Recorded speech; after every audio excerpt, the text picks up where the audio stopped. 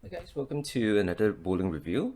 So today we'll be looking back at Boyd's two-handed bowling, and he's one of the I would say he's the high level to expert two-handed bowlers that we've actually reviewed on the channel, because he already has a really good game under him. And him just some.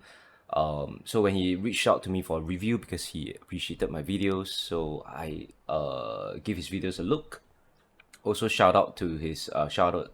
give some shout outs to his YouTube channel and so on. So he has been working hard. He has been, I think, bowling. He's a really active bowler. I think he bowls at least twice a week, like leagues as well as personal practice and so on. So he has worked on his game a little bit, and today just happened to come across his one of his video that he's actually doing a vlog of his own practice, which is actually really good. So it's something that I've done before, a vlog of my own practice, and I'm glad to see him do it as well. So let's play. Okay, did we start with 0? Okay.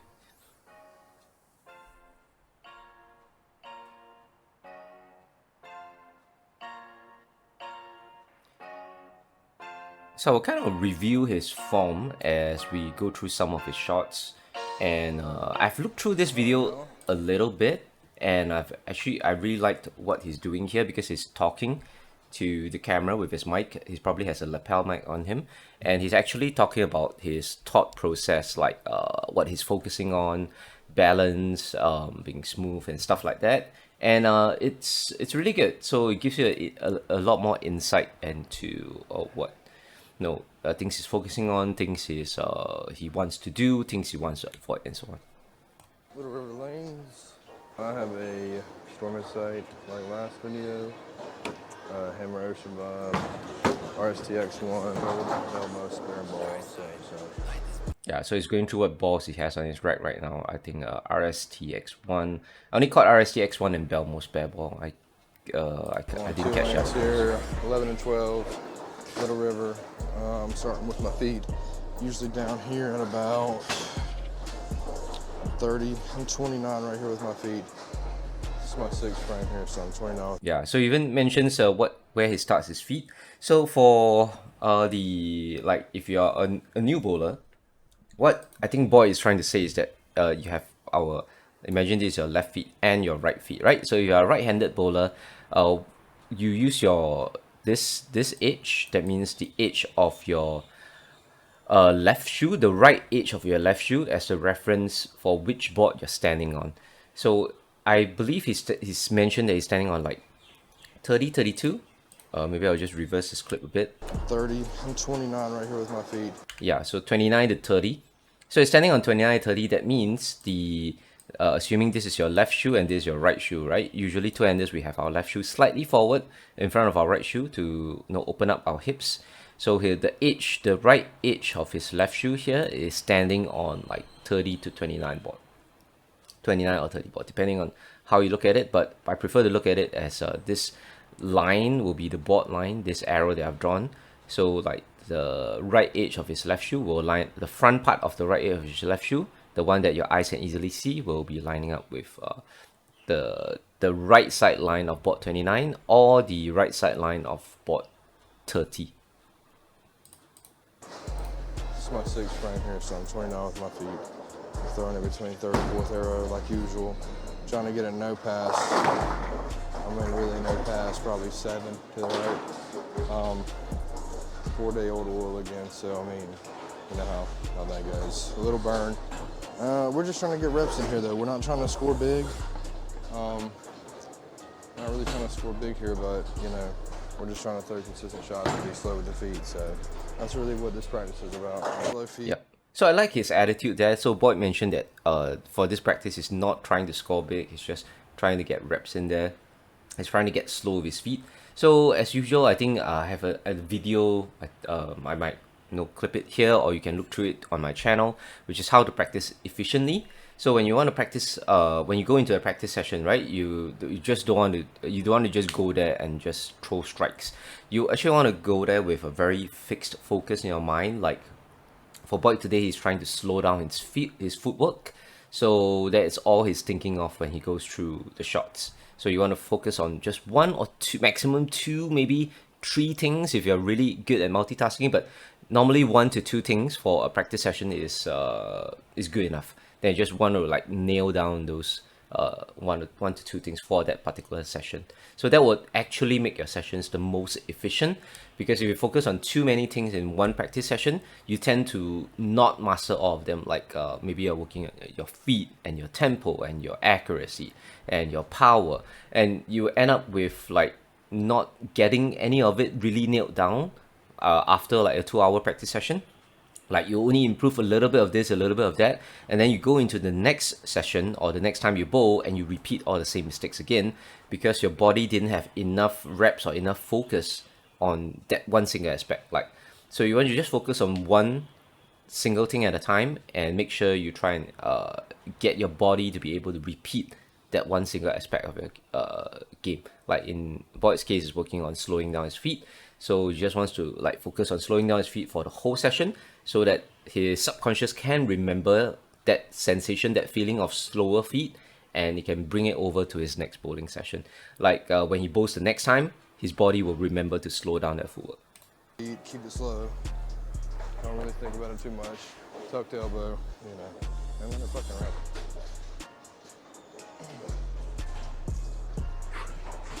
Tuck the elbow. What else? Tuck the elbow. Slow feet. Look at your mark. Yep. So as he's doing his pre-shot routine, that means right before he's standing on the approach, he's narrating his own thoughts. Basically, he's thinking to himself, slow feet, tuck in his elbow, things that he has to focus on right before he takes the shot. And balance. That's what we're looking for here too. Yeah, So a little balance here. So he wants to balance, tuck in his elbow, slow down his feet. In my opinion, that's a little bit too many things to think about actively at one single time. Like at this stage, he probably is doing like balancing well. He's probably tucking in his elbow already pretty well, and he just actually needs to focus on the slow feet.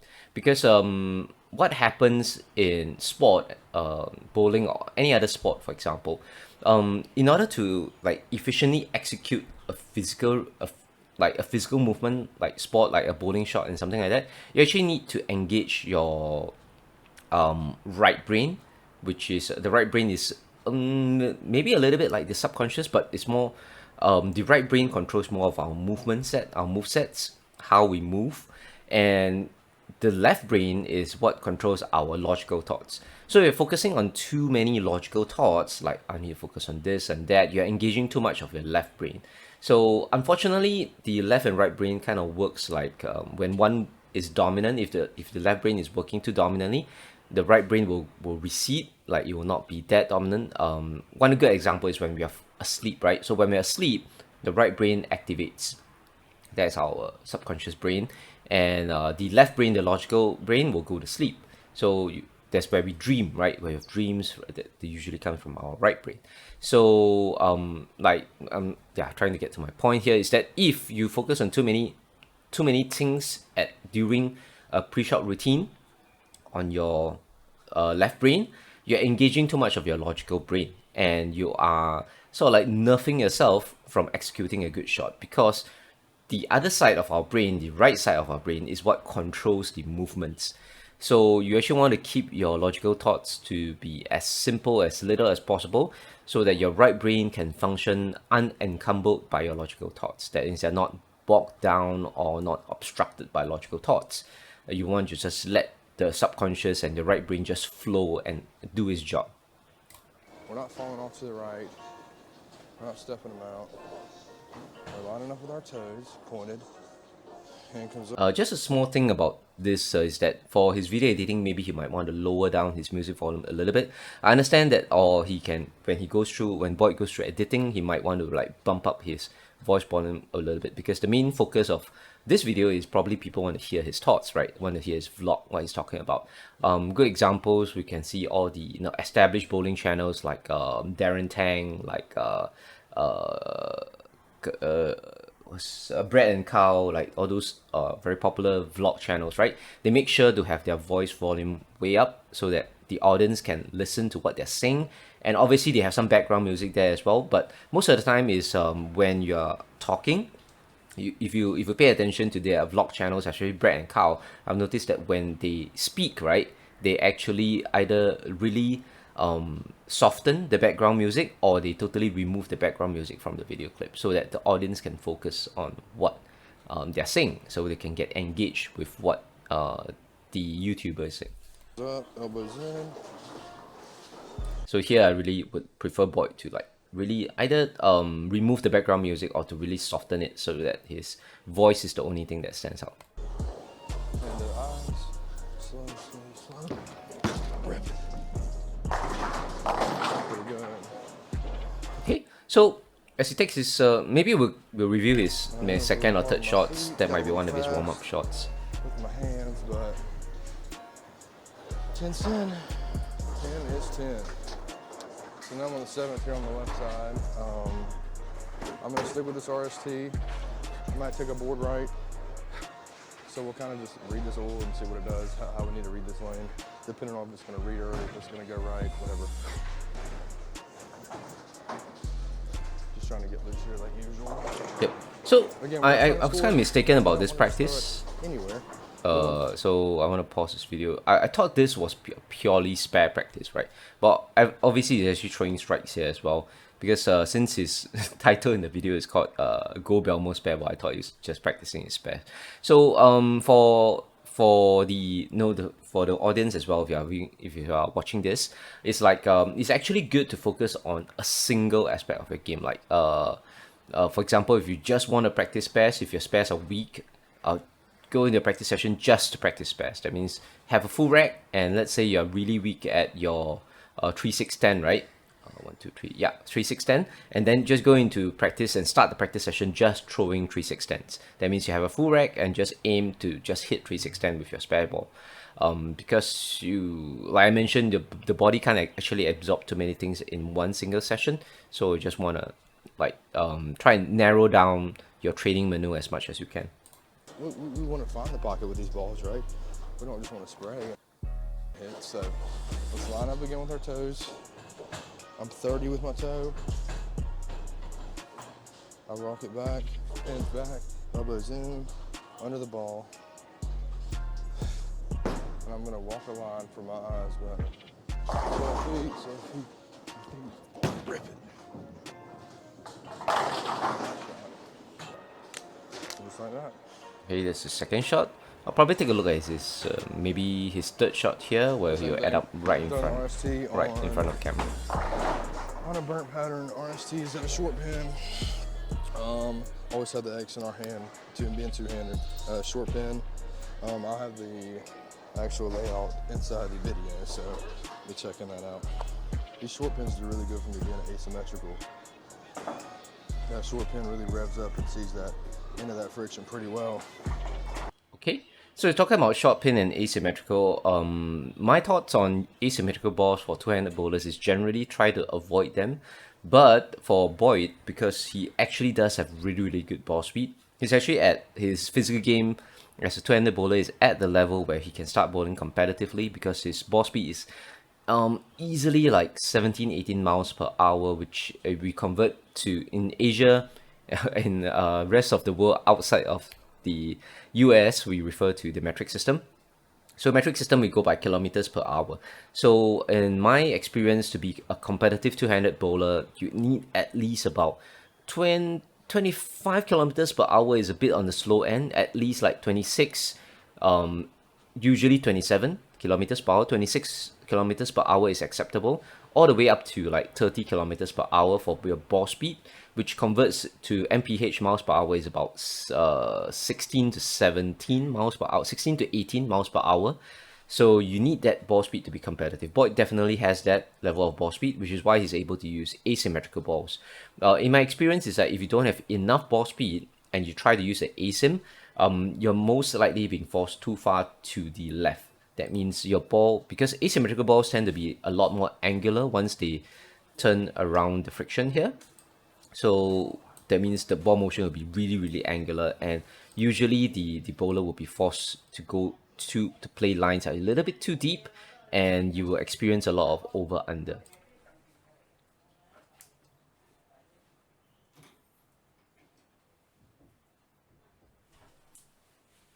Okay, so I had to close my door to, you know,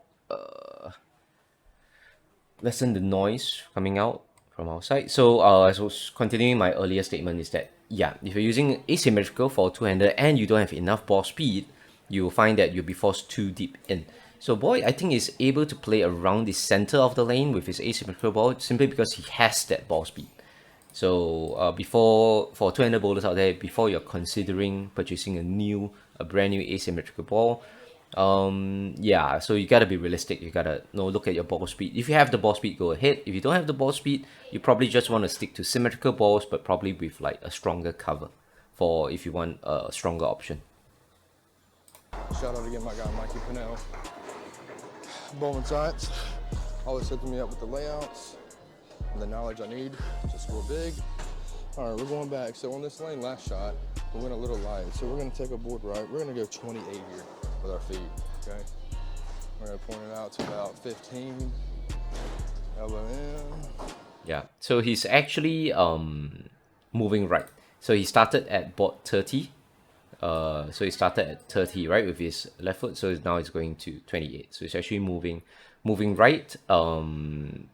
Sort of like probably he feels like there's not enough friction on the lane for his ball speed and the ball in particular, even though he's using an asymmetrical ball. But I think the RST is probably a more shiny or probably a pearl ball. It goes a little bit longer. So he actually he felt like he should be moving to the right a little bit. So he's mentioning that he's actually looking at 15, that means the third arrow. So he's aiming to cross his ball around the third arrow. And he got it. In the back view, he crosses about 16, but it's pretty good. It's a pretty good shot. Very close to 15. And he actually goes high. So when you leave the 4-pin like this, it actually means that the ball kind of like went too angular and it went into the pocket too sharply. So this is the problem that I mentioned with asymmetrical balls, is that for a two-handers, right, with our rev rate, if you play it too far to the right, the ball tends to come back too angularly based on the asymmetrical call. So that's the issue with two-handers using asymmetrical balls, is that usually to make it work, we have to go deep, like between third and a half arrow to fourth arrow to make the ball work. And might sometimes feel over under to us, because if we miss a little bit to the right, the ball doesn't recover enough to come back into the pocket. If we miss it so I'll use the red arrow. So if we miss it a bit to the right, the ball will not have enough extra rotation on it to come back probably. If we miss a bit to the left, the ball will overhook, because it's an asymmetrical core. Is designed to be strong, right, off the friction. So yeah, it's too angular. So that's the issue with asymmetrical balls. It's like the range that you can use it from is very limited. Like you can only use it from the center of the lane, like probably around fourth arrow, 3.5, and obviously deeper than that is possible as well, like fifth arrow and so on. So it's not a very versatile ball, especially if you don't have the ball speed. So even for Boyd, with such a high speed shot, his ball still goes in too sharply when he shifted just a little bit to the right. So let's maybe look at his game, review his game. So what I really like about his game now is that I cannot remember the previous review that I did for him, because that was months ago, and I coach many students every week. So and I look through videos as well. So I'm sorry, but I really can't remember my previous review unless I spend time and look through it. He's keeping his stance a lot more straighter, so his back is still a little bit slanted. Let's see the moment right before he takes his shot, right? Yeah. So his back is still leaning a little. I think yes, a bit to the right is good, but I think his back is still leaning a little bit far too forward. I would like to see him keep his body just a little bit more upright. His feet is generally upright enough. The ankles are not fully straightened. So generally, in the stance, I would prefer to see bowlers actually have a full upright posture. That means knee straight. You don't have to lock your knees, but just have your knees and legs straight, and you have your back straight as well. Then just slant a little bit to the right, but take care not to put your weight too far forward, because we want to be. If you're talking about why we do that, right? So if this is the front, let's say if this is the floor, right? So there's the floor, and this is our body, and then this is the front of our body, and this is the back of our body, right? So this is back, this is the front. So why we want to be like standing straight upright is that we want to maximize the weight transfer when we lean forward. So the moment when we lean forward, we create a sort of like our center of gravity here will be from, it will going, sorry, let me first use a line. So when we lean forward, the center of gravity here is in our chest, right? You will go forward and it creates that falling sensation, right? So we're kind of falling forward. So it creates that momentum based on, but using using gravity on our center of gravity, which is our upper body there. So yeah, so when you actually bend your knees, so if you have your knees bent, that means if I pull here and then you have your knees bent, right? You're actually increasing the base, the area at the base, for which you have to overcome. So your center of gravity is you need to lean like a lot more forward in order to overcome this area. That means I have to lean like here, I have to lean way over here, a lot more forward in order for my center of gravity to overcome the base, in order for me to start having that sensation of falling forward. So in other words, in order to generate forward momentum, if I have my feet bent and if I have my my posture is not fully straight, it's actually harder for me to create that for the bowler to create that forward falling momentum. So the straighter your stance during the start, the easier and faster it is for you to create that forward momentum with when you lean forward. So I hope that explains it because yeah, maybe it doesn't come through well in the pictures. You can feel free to ask me in the comments if you need more clarification.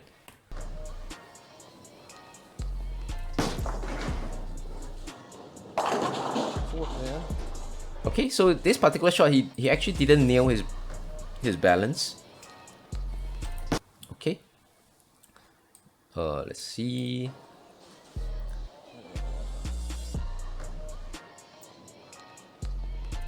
Okay, so let's take a look. Yeah, so usually, right, if you're going for practice, try your best to practice your discipline during your finishing position as well. That means you want to actually nail and just stay in your finishing position for as long as possible. So I would usually recommend for bowlers who are struggling with staying still at the finishing position, that means to wait all the way until your ball hits the pins before you get up from your finishing position. So this is to force you to stay disciplined, to stay down at the finishing position, to just build up that discipline, so that yeah, so you can always you always throw your shots in a balanced position. So here, boy actually kind of stands up. Let's take a look.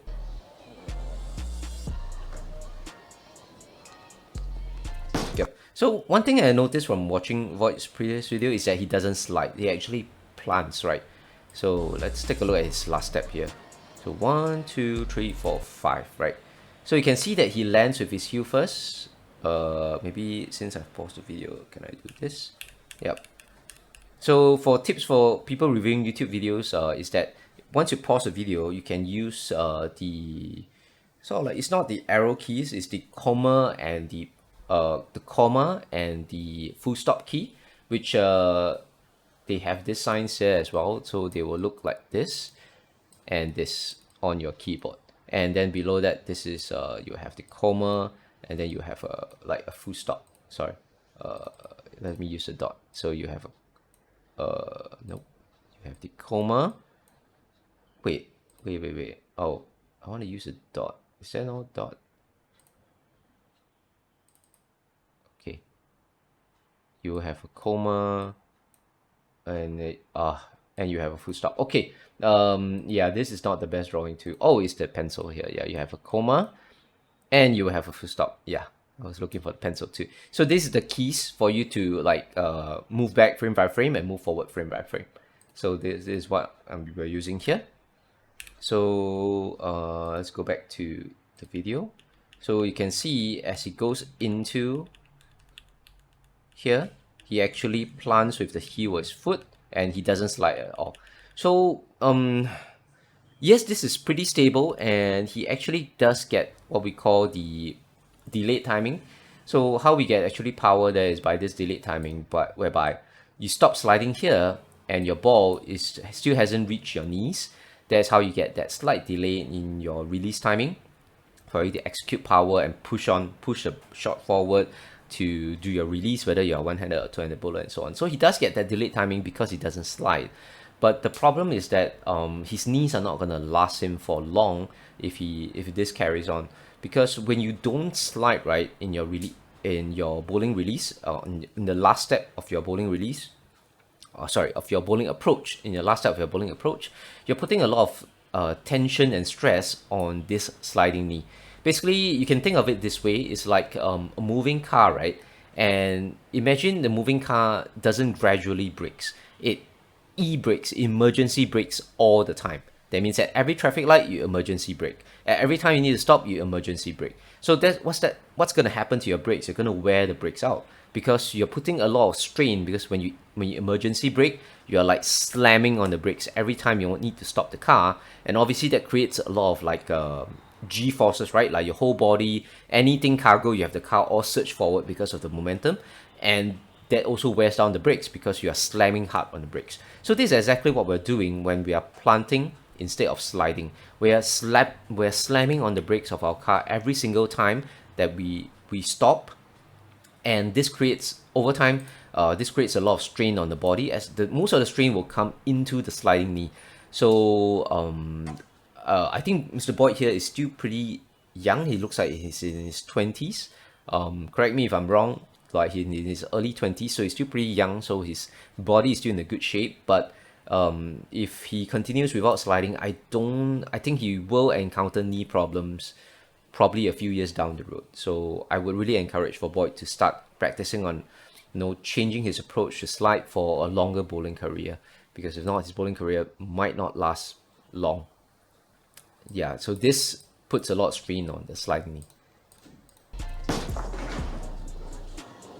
But I'm very amazed that he's able to generate that level of ball speed even though he doesn't slide. I mean, due to his frame, he is a pretty.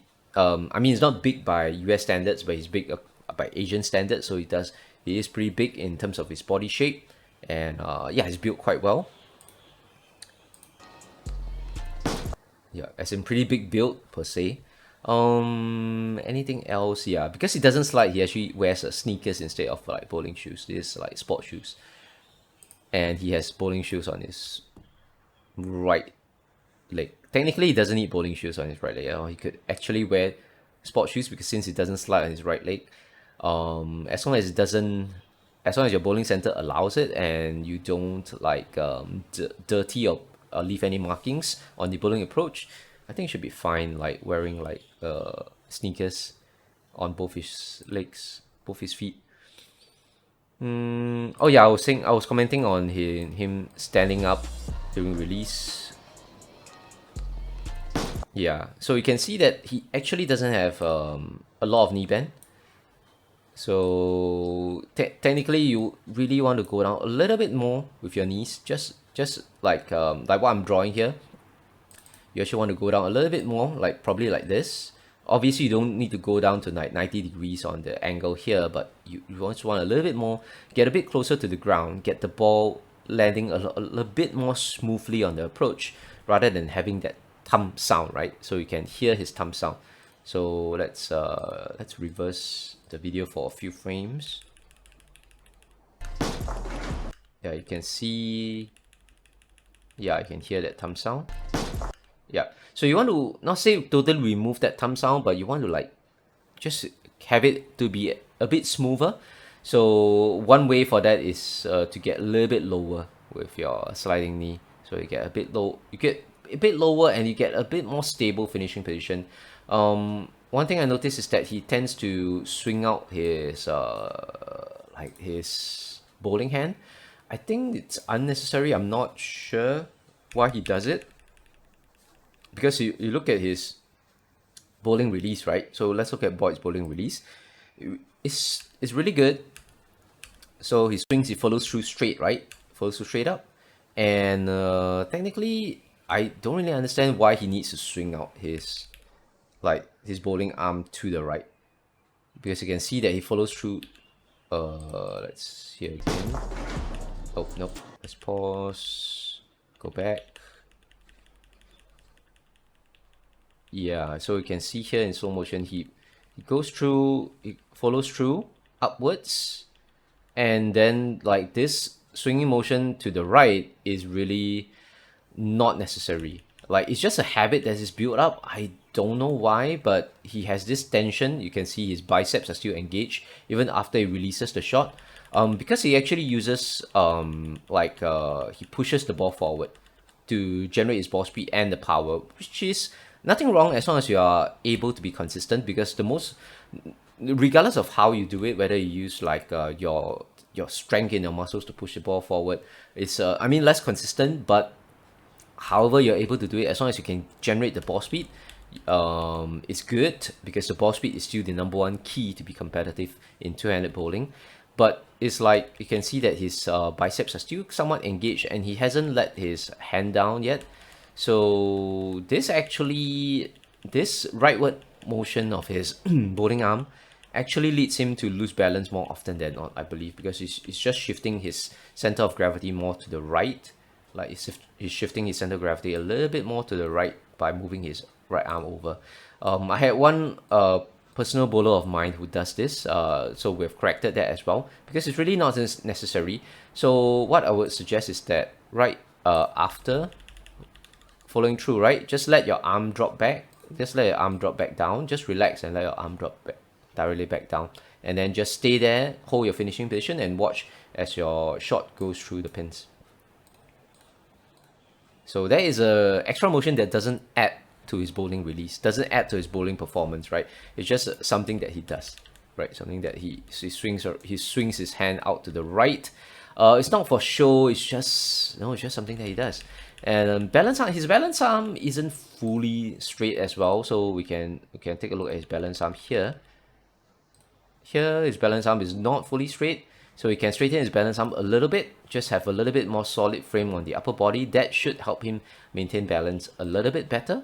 But overall, even talking so much about balance, Boyd's balance in the finishing position is pretty decent. Like, he's not falling off his shots too often. Sometimes he does.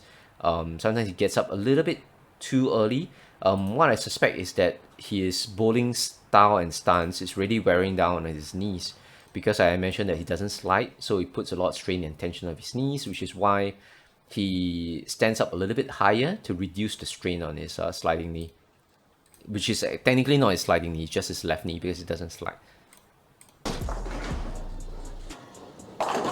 Yep. Other than that, I mentioned about the negative axis tilt before in his game. I can't really see it because the ball is a pure black ball here. Let me look at his release. So typically we get negative axis tilt or positive axis tilt based on our release, right? So if you release the ball late, like if you're releasing the ball at this exact moment, like his axis tilt is this way. So if he releases his shot at this exact moment, he will end up with almost neutral to slight positive axis tilt. So if he holds on to the ball a little bit longer, let's try and see the exact frame that he releases. As you can see, as he delays his release, right, his fingers here would go lower and more to the right of the ball. So let's look at another frame. So he releases about on time. So his axis tilt here should be, I think, around here. It is slightly negative because his fingers just goes up to the right of the ball as he releases it. And then, yeah, it should be a slight negative axis tilt. Not too big an issue. As I mentioned, the big issue with negative axis tilt is that your ball motion goes a little bit too angular, and it's not as controlled or as gradual as you would want it to, especially on spot patterns. Because if you have a very angular ball motion on spot patterns, right, you find that your ball goes, you have that over-under ball reaction very often, where you don't have a lot of allowance for your shots. Like, you miss a little bit to the right, it doesn't come back enough. You miss a bit to the left, it overhooks, and because the ball motion is just too angular. Yeah. It's okay. Got a little right with it, a little dry. It's gonna hook there, so See, so the last shot I threw on this right lane, barely tapped the head pin. That shot went high and left a 4. So, and that was the board difference. So I think we're gonna change balls in this right lane and keep kind of moving at it like that. Short pin Asym, just throwing good shots, slow feet. Yeah. So he didn't show his Same special. thing, set up feet. We're gonna see how this one goes. That right one So went high. even though he featured the We're gonna gold put our ball most same spare spot here, ball, 30, 15, he didn't feature his 17 with special. He just highs, skipped it in the video out to editing. about 7, down lane, the RST.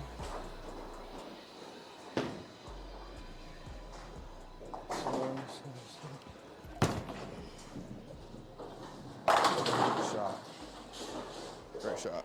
Yep. So like let's look at the RST's line, right? So I mentioned because it's an asymmetrical ball, he has to play a little bit deeper. So we can see here. Yep, he's crossing almost on top of the 4th arrow. I think from this angle, like if we're looking like from the exact like right behind him, his ball should be crossing 4th arrow exactly, because we're looking from the right. Camera is situated on the right. There's a little bit of parallax error in our line of sight, so we are seeing the ball cross 19, but from his eyes or from the back of the lane, it should be crossing at 20. So yeah, because it's an asymmetrical ball, you're forced to play a little bit deeper with it. And you see it strikes perfectly because, yeah, that's what asymmetrical balls are designed to do. They're a little bit more angular off the friction, and because of that angularity, I don't know if that's a word, you have, as a 2-handed bowler with that high ref rate, you have to play a little bit deeper, so it's actually like throwing like here, 4th arrow. Shot. Great shot. I gotta be more balanced, that man. And you gotta work on that balance. Yep, so he's talking about his balance. Let's take a look. Yep, yes, you can see he fell off his shot, right? So like I mentioned earlier, okay, let's pause it and go frame by frame. Like he has fallen off his shot, so things that he can do to improve his balance. I feel like he's leaning a little bit too far to the right, and I think the reason he does this is because he doesn't have enough knee bend, because he doesn't go low enough with his knees, which is why in order to get his ball closer to the approach, he actually leans a lot more to the right. So he might be actually overdoing that right lean. And something that doesn't add to his, doesn't help his balance is his hand motion. You can see that his hand always swings to the right here, like his right hand always swings to the right after he releases the shot. So instead, I would suggest he just let it drop down. Just relax his right hand after he releases the shot and just let it drop straight down. But this swing motion to the right shifts his center of gravity a little bit more to the right, and that makes him fall off balance as well. I'm not saying that is the only thing. So other things that he could help to have better balance at finishing position is to extend his his trailing leg a lot more. So this is what we call the scorpion kick. So I think I reviewed one of the youth bowlers who sent it from the US, I think, who sent in a video. I call him the scorpion kick Medina. Medina, did I remember his name correctly? I'm sorry if I butcher your name. So that's the same issue here, because during release, you're pulling in your leg, your trailing leg a little bit too much.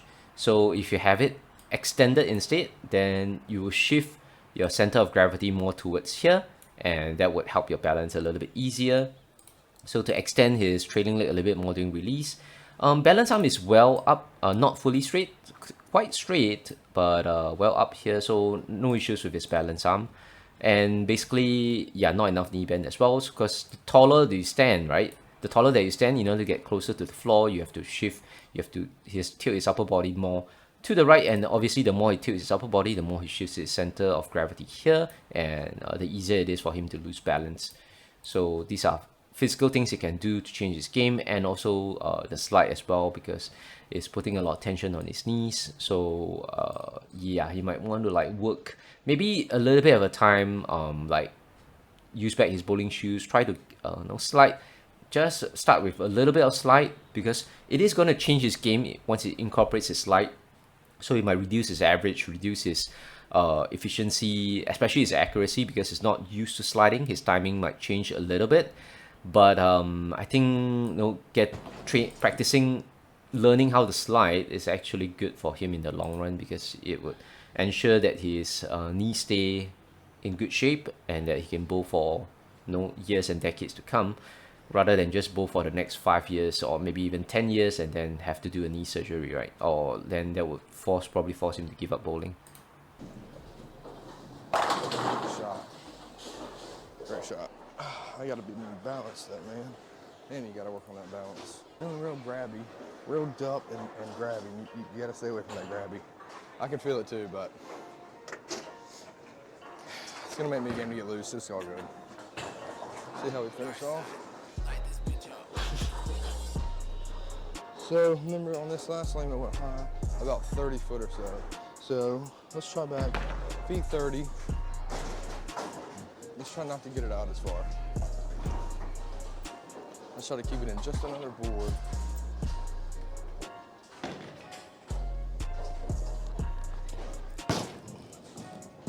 Good shot.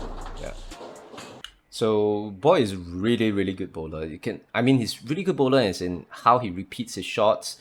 He's really, like, during release, when he releases his shots, right? He's always very stable at the line. Sometimes he falls off, like for the issues that I mentioned earlier. So let's reverse it a little bit. Let's fast forward, back. Like every shot he releases, is really stable during release, during execution of his release, and he hits his targets. Like whatever he says, like he wants to hit like fourth arrow and stuff like that, he hits his target. So he's a really precise and accurate bowler, and this is why his average is way high. I think he's averaging like 230 plus in league, which is very impressive, which is why he's aiming to go on the PBA tour and be competitive. Yeah, he definitely has a great game. Wow. That one actually struck somehow. So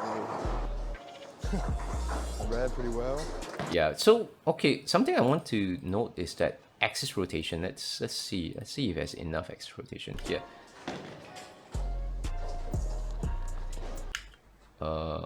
I don't think so. I don't think this is enough axis rotation for this angle. So for bowlers like Boyd, right, who are planning to go into a more competitive to go higher levels, to join higher levels of competition in bowling, it's about time they learn like the finer skills of competitive bowling, right? The skills of ball manipulation, manipulation of axis tilt, axis rotation, manipulation of ball speed. Because just being accurate and just repeating shots is not going to be enough at the top levels. So what I would from my own personal understanding of the game is that, generally speaking, for symmetrical balls, right, because this is an asymmetrical ball, so it's a little bit more angular of the friction. So this is why maybe Boyd is releasing it with a little bit less axis rotation. So what I mean by axis rotation is where the rotation is going to. So let me just reverse a few more frames. Like here, you can see his hand is rotating the back, around the back here. So that means the axis rotation of the ball is around here. Yeah, it's close to, I think, 40, 45. Not too bad for the center. For the shot that he's executing, that means he's going, his ball is going through I think close to the fourth arrow. So typically speaking, if you're playing a line that is on the first three arrows, the more right you go, that means the more right you go, the less axis rotation you should have on the ball. So if you're playing like this line going through there, the amount of axis rotation you should have your ball should be around 15 to 20 degrees. So around this amount of axis rotation on the ball, right? Then if you're playing like third arrow to in between third arrow to fourth arrow, generally speaking, the most efficient axis rotation would probably be a little bit more. So about 30, 35 degrees of axis rotation. You're playing around the third arrow. And if you're playing anywhere like where Boyd is playing, that means you're playing around the fourth arrow or even deeper. You need he's releasing it actually not 45, but like what I drew here is about 45 degrees of axis rotation. Typically, I find that bowlers need at least about 40, 45, or maybe 50 degrees of axis rotation to effectively strike from areas that are deeper in the lane. That means deeper, meaning by fourth arrow, and leftwards of fourth arrow for a right-handed bowler. That means 4.5, fifth arrow, and so on. So if you're playing like fifth arrow, like fifth and a half arrow, like Belmo, you need even more axis rotation, probably like I think 50, or maybe at 55, and then you also need a little bit of axis tilt on the ball to make the ball go a little bit longer on the lane before coming back. Because this axis rotation, this level of axis rotation for those above mentioned lines are needed to generate a proper entry angle into the pocket. Because based on USBC studies, 6 degrees of entry angle into the pocket will give you the highest strike rate, or the highest strike percentage per se. Same thing. Higher strike rate, higher strike percentage. It's the same. So you need to have this set amounts of axis rotation to be able to strike efficiently from those areas. So those set areas on the lane. So for Boyd here, I think he's releasing this shot at about 30 to maybe 35 degrees of axis rotation, but he's playing the fourth arrow, so it's a little bit he doesn't generate enough axis rotation for this area of the lane he's playing, and I believe that's why he doesn't strike. So let's forward see.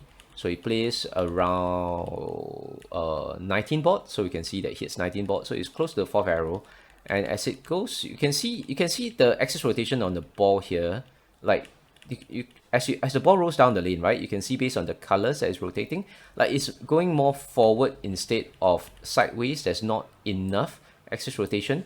Like based on what I see here, the axis rotation of the ball, it's actually going more forward roll, right? Yeah. Based on that, I think the axis rotation of the ball is like here. Is this, so that's like even less than what I thought, about 15 to maybe 20 degrees of axis rotation. So that's generally not enough for this line, and he gets away with it because this is an asymmetrical ball. Like I mentioned, asymmetrical balls are a little bit more angular off the friction, and it hits the friction and it snaps. So this is why he kind of gets away with it, and he still hits the pocket. If he was using a symmetrical ball, with this amount of axis rotation, his ball wouldn't even hit the head pin, right? It would go into the 3-pin. It would just touch the 3-pin instead of touching the head pin. So then you can see that he has not enough entry angle. Like it goes light pocket, doesn't go sharp enough, and he leaves the pin 10, right? So, he actually carries the pin 10 based on the pin action.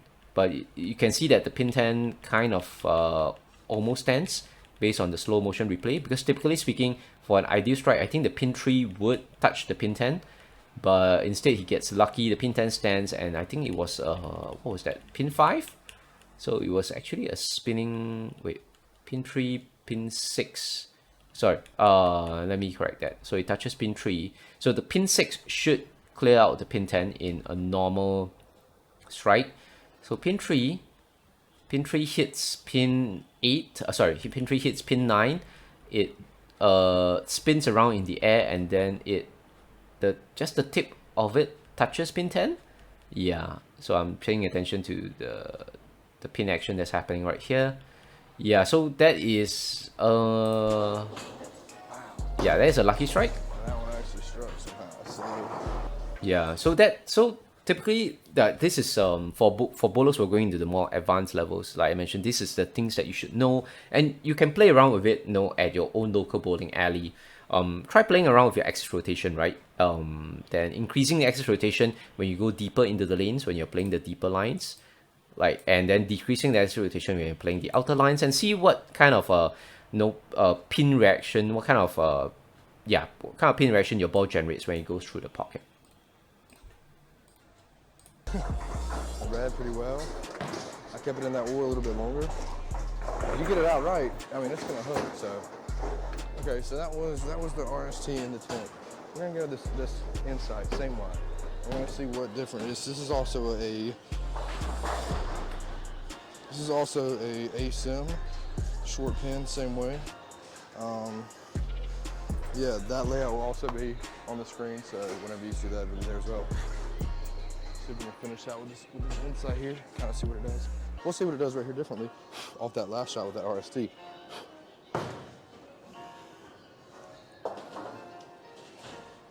We're gonna try and get it to the same spot. Tucked elbow, turn with our toes. Shoulders over, hip in, elbow in. Slow feet, slow feet, slow feet.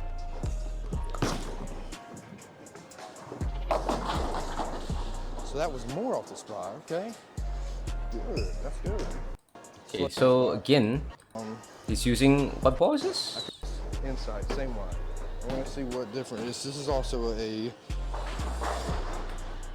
Asym. Also Asym. Pin, same way. Yeah, that layout will also be on the screen, so whenever you see Yep, so Boyd is switching to another Asym ball under the RST. And let's see if it generates enough axis rotation with the following shot. We'll see what it does right here differently off that last shot with that RST. We're gonna try and get to the same spot. Tucked elbow, playing with our toes. Shoulders over, hip in, elbow in. Slow feet, slow feet, slow feet. Not enough. Yeah, so his axis rotation is about this, around maybe 20 degrees max. It's not even like 30 degrees, so this is not enough axis rotation on this shot. So wait, let me. So that was more off the spot. Okay, let's reverse it a little bit more. Maybe I was wrong. Yeah, maybe he gave it a little bit more axis rotation there, I thought. Slow feet, slow feet, slow feet. Let's see by the ball's rotation. Okay, so based on the ball's rotation, yep. Okay, based on the ball's rotation, Slow feet. yeah, actually it's not too bad. Yeah, I think it has at least 30 to 35 degrees of axis rotation.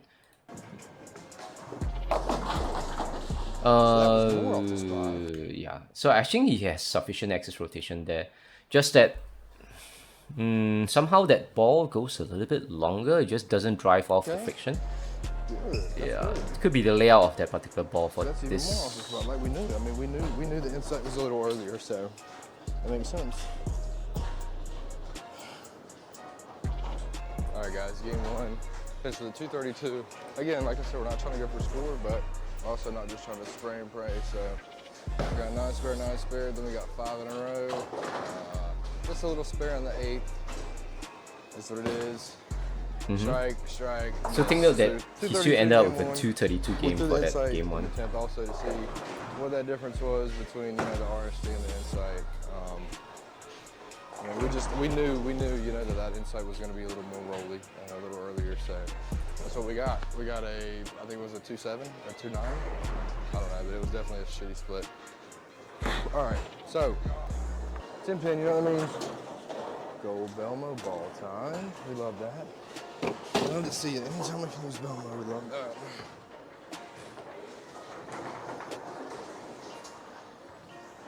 All right, so 10 pin, real quick. 5-second Boyd's bowling lesson for 10 pins. Feet, 30. Instantly, 31, instantly. Tuck to the right. Face into that 10 pin. Face that left toe, that left big toe to that 10 pin. Eyes between 3rd and 4th arrow. We're trying to throw it directly between that 3rd and 4th arrow, right in the half. So if you want to draw a line from that line, from that pin back to you, you're drawing an invisible line from that 10 pin all the way through that line, back from those arrows, back to your big toe. So that's what we're going to obviously try to work on, and not smoke it now. So of course, here's your shot. I'm going to draw that line back and forth. Probably going to miss it. Perfect. Great shot. I got a little foggy too, so wow. It's contacts, man. Contacts are rough when you're bowling, brother. Mid-tournament, eye drying out. That's not what we need, is it? Okay, so that's it for this video. So I've actually spent a lot of time for this review. I haven't done this for a while, so yeah, not used to it. Yeah, then thank you guys for watching this review. If you have learned something, please give a like and subscribe to the channel. If you need for me, if you'd like me to review any of your own personal videos, you can send them to me via various social medias, and then just send me the link. You can post them on your own Instagram, YouTube channels, whichever. Then you can message me the link, and I can go ahead and review them for free. I do video reviews on the channel for free, as long as you allow me to feature them on the channel.